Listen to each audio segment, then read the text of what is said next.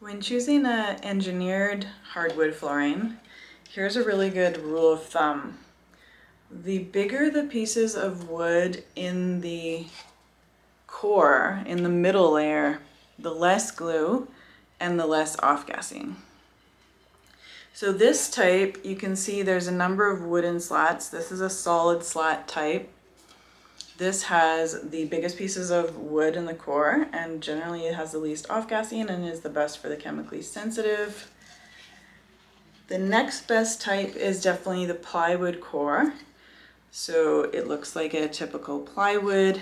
It's ideal if, so some plywood is just pieces of solid wood stacked in different directions, but some of it also has MDF in some of the layers, so that would be less ideal. But in general, plywood is the next best option. The glues in the plywood tend to off-gas pretty quickly, within a couple of weeks usually. So that's usually still a good option for the chemically sensitive.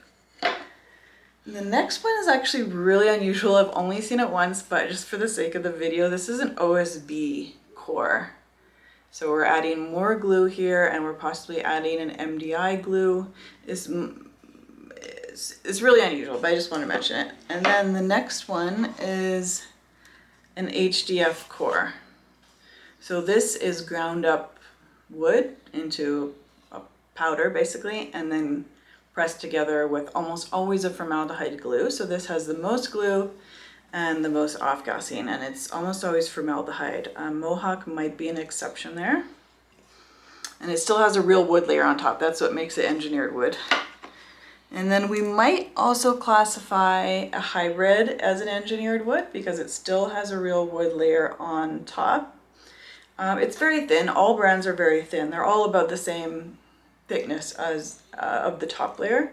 And then the middle layer is always in this type an SPC core, which is stone polymer composite, which is vinyl, plasticizers, and limestone, and then just a simple underlayment. But so there are concerns with the DOTP plasticizer that's in all the SPC cores, but I do believe that the wood layer probably blocks that.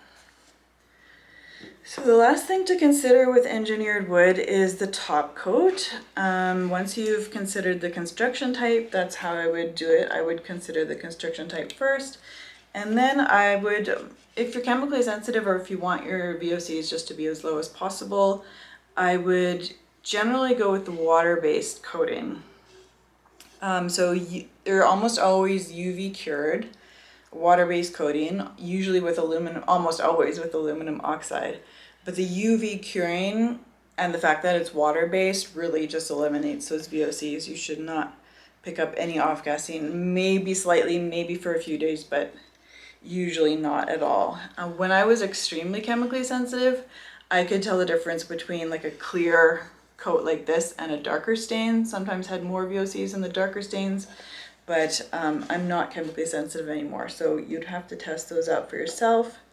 You might also find in some brands a oil-based coating, and so these are solvent-based oil-based coatings, and so of course the solvents have high VOCs, but they're UV cured. I've always seen it UV cured. That gets rid of most of it. I haven't tested many brands from that of that type, but if you're chemically sensitive, I wouldn't go with that. But if you did, or if you're not chemically sensitive and you like that type, then be sure to check out a few different brands. Definitely go for UV cured. But there's one last option, which is unfinished.